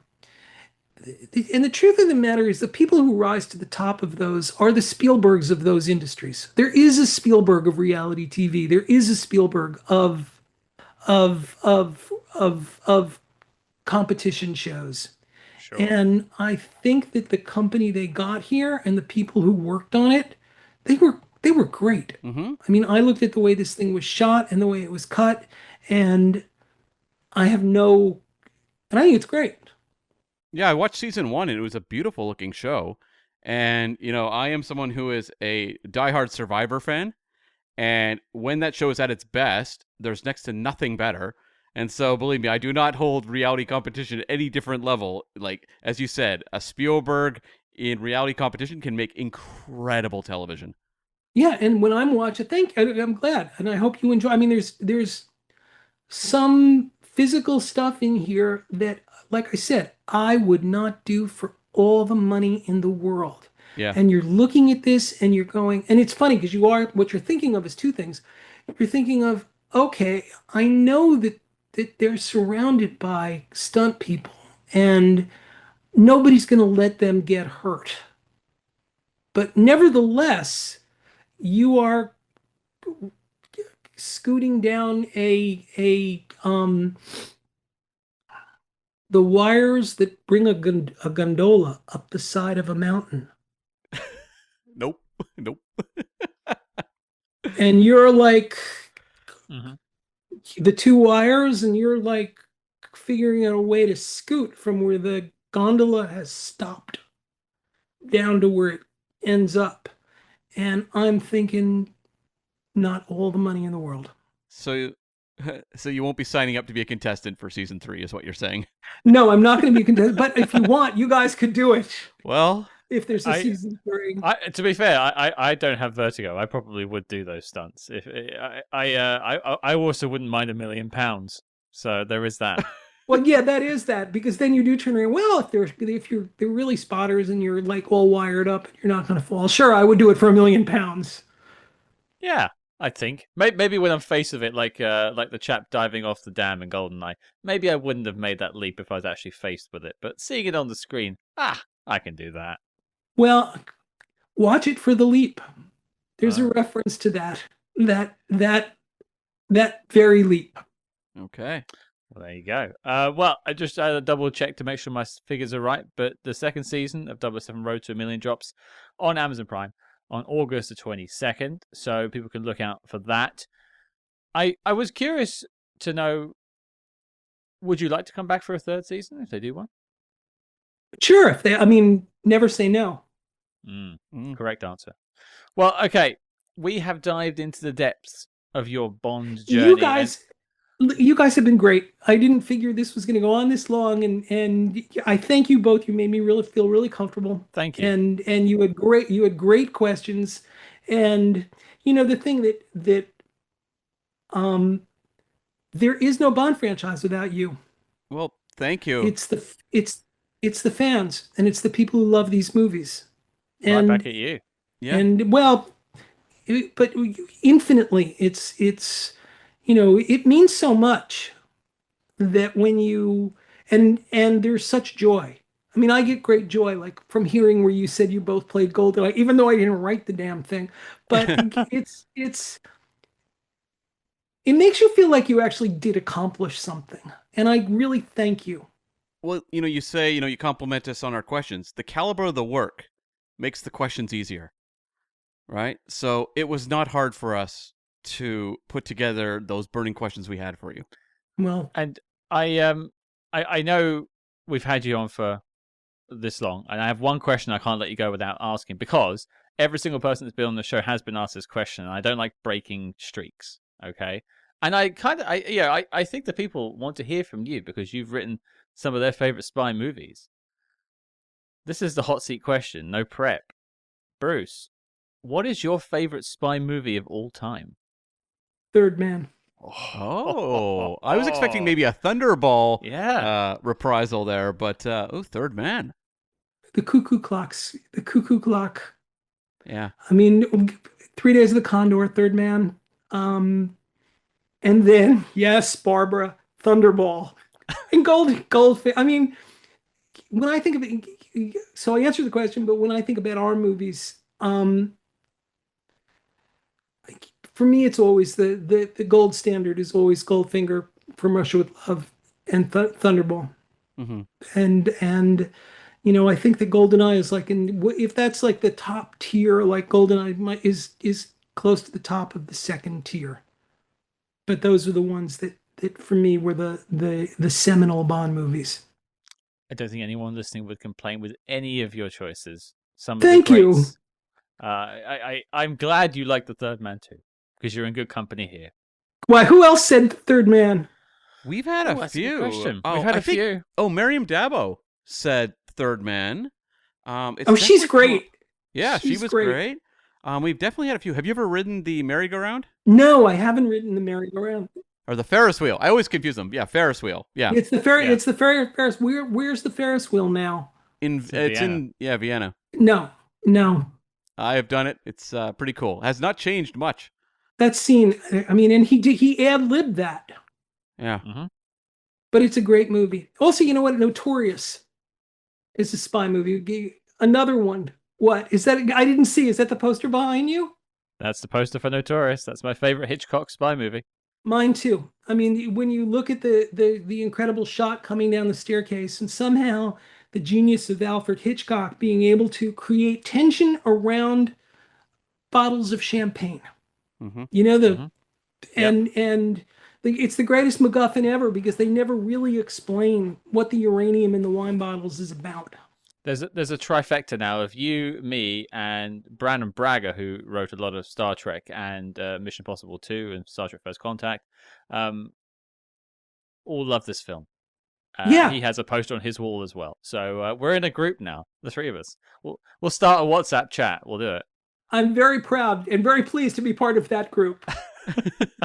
Well, you're also now part of the Spy Hards family, so welcome aboard. And Bruce, thank you for taking the time to sit down with us. I'm glad we can make this happen after many years, and you have lived up and exceeded the expectation for all of us, not just me and Cam, but I'm sure everyone listening as well. Thank you, and you have exceeded my expectations. You were both great. Thank you. Thank you, sir. Thank you. Goodbye.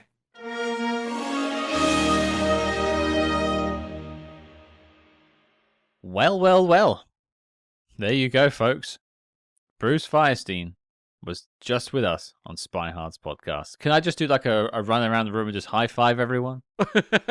That's right. Yes, this was very exciting because we talked to Jeffrey Kane way back in the early days. The pioneer days. Yeah, of Spy Hards SpyMaster interviews. Mm-hmm. And now we have talked to all of the living writers of GoldenEye. This is really exciting. I mean, it would have been amazing to talk to Michael France, but, you know, we are not able to do that now. So, I mean, this is just unbelievable to have, made this happen on Spy Hards podcast. And all of the other films that he worked on. I mean, of course. Extrapolate further from that. I mean, we've now spoken to someone that has worked on every single one of the Brosnan films. And actually a couple of people now. I think we've really dived into the Brosnan era. And I won't overstate this. We have been emailing Bruce back and forth since probably about 2020. Yeah. In some fashion. And, he wanted to wait to the right time to come on, obviously with his involvement in 007 Road to a Million. He felt it was the right time to come and talk about it, and he said he wanted to have a candid discussion about his time working on Bond. And, I mean, my hat goes off to Bruce. He came and he brought the goods. Yeah, and I think handily rewrote, or at least raises questions in my mind about a lot of the narratives out there about the creative journeys of especially Tomorrow Never Dies and The World Is Not Enough. Mm-hmm. I, of course, looked at the James Bond archive when I'm preparing for an interview. And a lot of the stories and anecdotes being told about how really the writing process worked on those second and third Brosnan films have kind of been like carved into, loosely into stone as kind of like the accepted versions of those stories. Mm-hmm. And then, sitting down with Bruce, and it's like, oh, there's a lot more fuzziness in my mind going on now about how actually those, films made their journey to the screen. And I think it's important to say, Bruce would be the first person to acknowledge the impact all of his contributors had on all of the Bond films he worked on. He at no point came in any discussion and said, yeah, it was all me. No. So a modest man for sure. And also you have to think, this is 30 years post GoldenEye, 28 and 26 for the other films. Yeah. Since they come out, time can change things. Your recollections change over the years, or your interpretation of events changes over the years. So we only present what Bruce says, and we can talk about that, and that is his gospel truth, and we can't fight that, and I will take him on his word. Whether you listening at home will agree with some of his things, that's down to you. But I won't get into that. What I will say is it was just a genuine pleasure to speak to a man who clearly loves this franchise, and he's a testament to that because he's come back for 007 Road to a Million. Well, it reminded me a lot of our discussion with Jeff Kleeman Mm-hmm. when we talked to him about his time with the Brosnan era. And, these are people who are occupying key creative roles over the creation of these films that are also really big Bond fans, but have enough of the clear vision to actually make great films versus being kind of hampered by their own fandom, which can happen in other cases. We've seen that happen in many of properties and franchises where they bring in someone who's a diehard fan and the thing just goes belly up. Yep. Not the case here. And Bruce was so good about essentially guiding us through the journeys of these films while also letting his own fandom of the franchise kind of speak and kind of connect the dots in a way where I think all the listeners will really enjoy his stories. Yeah, I mean, as he said, one of his experiences is going to see one of the Bond films at a drive-in. Yeah. Like that's a powerful memory for him. And clearly films like Thunderball and Goldfinger from Russia with Love left their mark on Bruce, and we had that candid conversation about him feeling he never had what he called the Richard Maybaum moment, and I hope he took some of what we said on board, and I hope a lot of you agreed with our reply or had your own moments from his 3 Bond films that you felt were your moment with James Bond. And he crafted that, and I think it's really important to be reminded sometimes, especially when you're a creator, an artist of some form. You're the first person to dismiss your own work. You're always your biggest critic. I know Cam is obviously a big critic of mine, but I'm your biggest critic, not you. yeah, no, it's you. For some reason, it's not me. The hate mail needs to calm down, though, please. But it warms my heart to know that he loves the franchise that much that he's constantly trying to measure himself against it. But I hope that he takes some of our thoughts on board, that he has created those moments for other people too. I would also question whether Richard Maybaum ever acknowledged his own Richard Maybaum genius. Maybe not. I don't think you can really see the forest through the trees a lot of the time. Like you don't think you've done good work. Well, exactly. And a lot of these movies are time-sensitive cases. You have a release date, or they may not have had hard release dates in the old days, but they had like 1 year, maybe 2 year gaps between films. They were racing through those productions to get them out. I don't know that Richard Maybaum is sitting there going, "Oh boy, oh Dickie, you really struck gold again." Dickie Strikes Gold Again. That's a film I'd like to see. I doubt that happened. I think it was like, he was working through these at the speed he was forced to work through them, and the fact that we now retroactively look at all these films and go, "Oh my God, the genius in From Russia with Love" or Goldfinger. He probably wasn't feeling that way as he was writing them on the spot. Well, take Bruce talking about GoldenEye. We came in with quite specific questions at the start, and Bruce was very honest and said like he was up against it with that film. Yeah, he was basically on the shoot for about 3 months, and working 7 days a week, 12 hours a day, just turning in pages and hoping they stick. Yeah, which reminded me actually a lot of talking to Ashley Miller about X-Men First Class. Another case where it was a movie that was on rails. It had to go so fast. Yep. And it put them in a place of writing from instinct, not from sitting there and, putting up cue cards on the wall connected by string, or having the whiteboard and having that kind of time to really luxuriate over the writing process. It was like go, go, go. But they created, in both cases, really successful films. And there is often this kind of belief of, well, a movie's going to be bad if it's rushed. Not true. Just as if a movie, if it's thoroughly planned and given plenty of room, will equal greatness. Not necessarily. It's kind of all a crapshoot. Yeah, and ultimately you hope to have people that are passionate about the project that will get you through it at the end of the day, because they will put the time in. And I think the proof is in the pudding when it comes to GoldenEye. We don't need to spend another hour talking about it in great detail. We did that with Bruce, and it's interesting when he looks back on the question I asked is that what do you sort of your fondest contributions? His 2 things are Dame Judi Dench's M, yep, and Tomorrow Never Dies as a film. Yeah. Would people looking back say that that's the best stuff from the Brosnan era? I don't know, but that's the important stuff to him. I think Dame Judi Dench would definitely be one that people would point to. I mean, I think so. I have a M pop figure looking down on me right at this moment as I'm recording this. Always chastising you, always calling you a dinosaur. Right?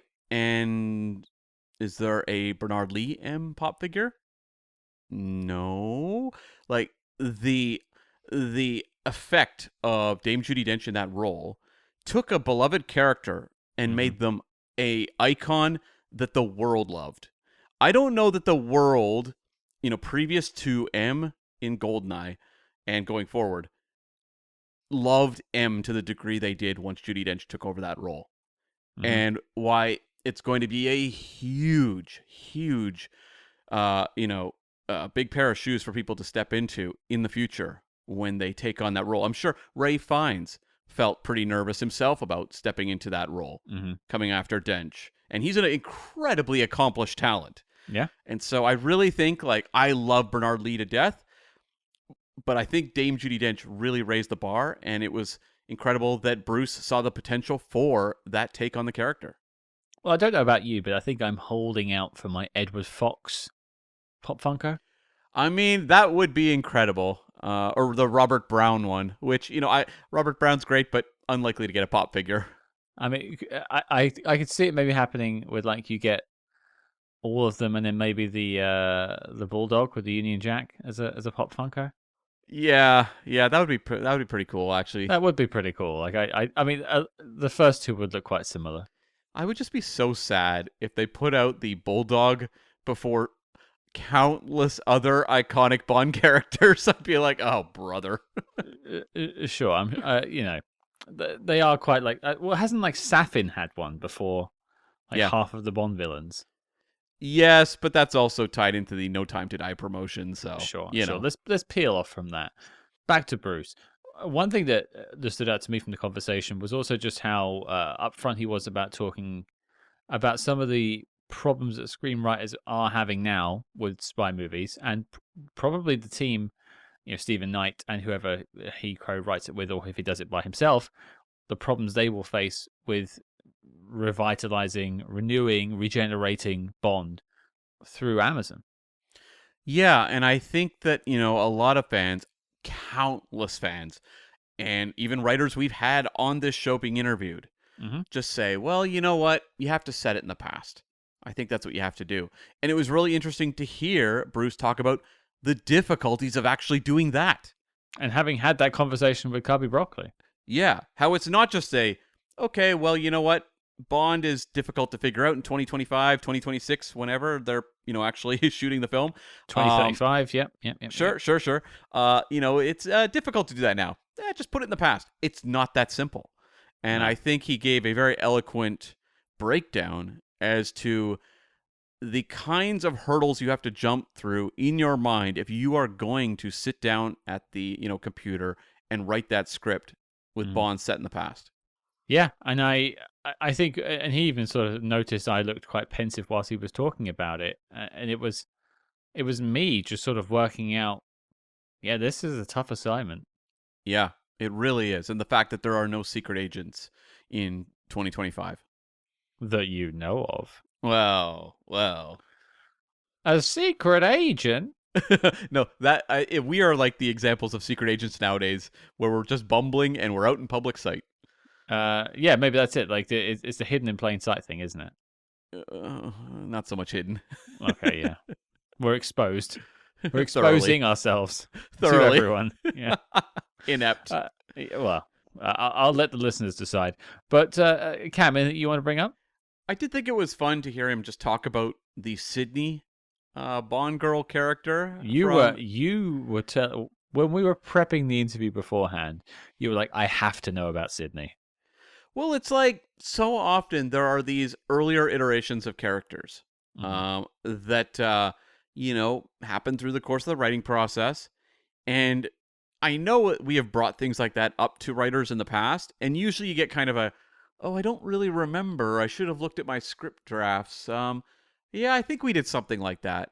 But I really enjoyed that Bruce was like, oh, of course, Sydney, and gave us some details and talked about how that character evolved into the introduction of Paris, and then why Lynn comes into the picture and all that. Like the way that, a character, and gave us the name as well. That's probably in a, folder somewhere still. That shan't be uttered again, but we did enjoy talking about it whilst it was there. That's right, but it was fun to hear him just talk about this kind of phantom character that never actually happened, but at one point in time was something they were considering making a reality. Yeah, and again, we said it, the little teaser we put out last week in the beginning of the show. This character now has a surname. Yeah. She didn't have that before. Not in the Bond archives book, no. No. There you go, folks. You only find that on Spy Hards. That's right.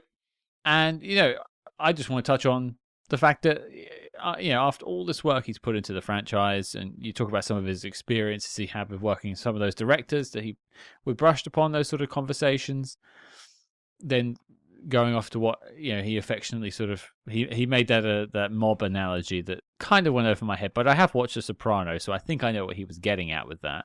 Sure. He went to work off for a different string of teams in a sense, like it's the video games, but a very creative outlet. I mean, he got to write Everything or Nothing, which is one of my favorites. He got to write Willem Dafoe as a Bond villain, Like, Yeah. great stuff, and well worth playing that game if you haven't played it, folks.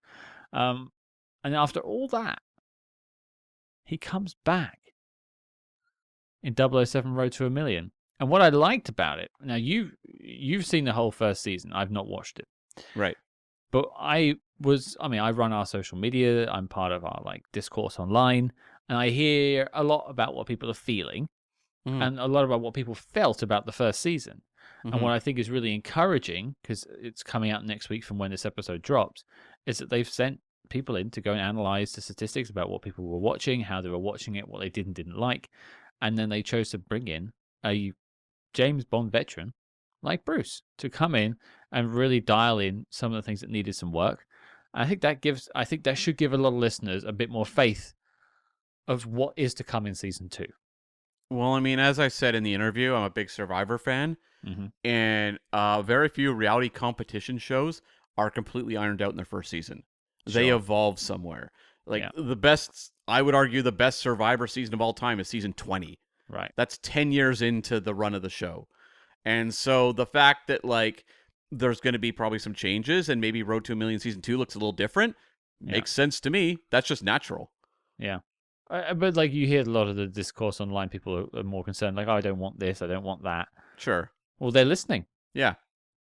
They're listening, and they're bringing in someone who's proven to have written good James Bond. So here we go. Strap in, folks. If you like yourself a reality season, check out 007 Road to a Million next week. Yeah, I will be watching it because I'm just really interested to see how it evolves from season 1. Sure.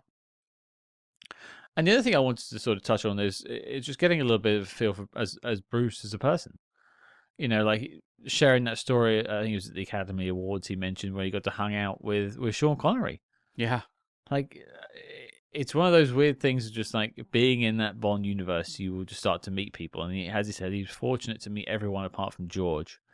But what a lovely interaction with Sean. You hear a lot of good stuff about Roger, less about Sean because I think we've spoken to less people that have worked with Sean. But yeah, great to hear he had that great relationship with him. And of course, they went to work on the From Russia with Love video game, which is a beloved video game. Yeah, it feels like when it comes to Sean Connery, the people we've talked to the most have been primarily actresses who worked with him on his Bond films. We did talk to Bruce Glover back in the day as well. And they all had very kind things to say about him. Oh, but it's interesting to hear someone who wasn't acting opposite him. Or a contemporary, in a sense. Those actors in the 60s were his contemporaries, whereas this conversation must have happened in the 2000s. Sure. And there's probably also just a ability to relate just as actors on a set as well that I think speaks to maybe how some of his co-stars have remembered him on our show. But it was, great to hear that, it was a great case of meeting your heroes turning out to be something worth remembering. And that's all you can ask for. And I did kind of say, we've been hoping to speak to Bruce for a long time, and the man delivered for us. I think it was a wonderful discussion, and I sincerely hope you all enjoyed listening to it. Yeah, because we greatly enjoyed talking to Bruce, and also, at least for me, in the moment, knowing that listeners would be hearing what he had to say and enjoying it. And of course, now everyone knows where to send in their feedback on the Christmas coming more than once a year line. Ironically, I still stumble on saying that line, and I stumbled in front of Denise Richards on saying that line. So at least I'm consistent in stumbling on the line. We've really covered the terrain when it comes to that joke. We've talked to the person who wrote it, the person who it was in reference to, and now I guess that just means we got to talk to Brosnan about it. I mean, why not at this point? Bring them on. Why not? We can make room. Well, as I wrap us up, I know I'm sure we could have done more if we had more time. It would have been fab, but I think that was a perfect encapsulation of talking with Bruce. I think we had some great times there. But if this is your first time listening to Spy Hard's podcast, let me tell you a little bit about what we do here. Now, usually you'll find us reviewing spy movies every week. That's our passion, spy movies. We do tackle James Bond from time to time, but spy movies is where we like to hang out. But a part of our show is our SpyMaster interview series, is what you're listening to right now. But there are over 100 SpyMaster interviews. And if you're a big Bond fan, this is your first time listening, there are quite a few names you can go and check out in our back catalogue of interviews. I'm going to throw it to Cam to come up with a couple of names off the top of his head who you think might be worth listening to after this interview. Yeah, I would recommend people go back and listen to Jeffrey Kane talk about his writing contributions to GoldenEye.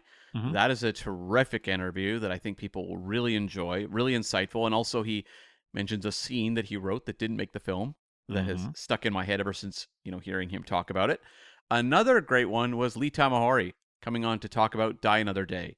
And being that director who joined with the I'm going to make my Bond film and going through the process of making an Eon Bond film. Both great picks there, Cam. I would also throw in, we mentioned Denise Richards. We spoke to her a couple of years back now. Go listen to that interview. She talks all about being Christmas Jones.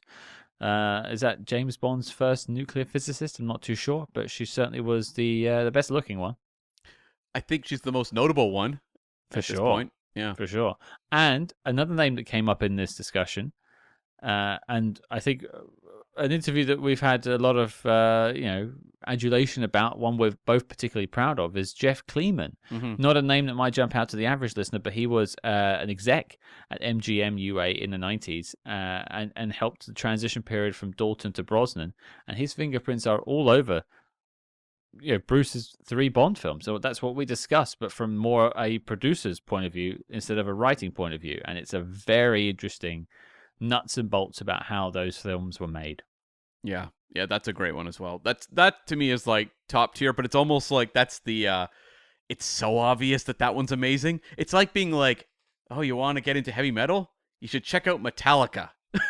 Yeah, but if it's their first time listening, they don't know that. No, that's true. First time listeners, check out Jeff Kleeman. What are you doing listening to me right now? You should be downloading Jeff Kleeman at this very moment. Yeah, you can stop now. It's fine.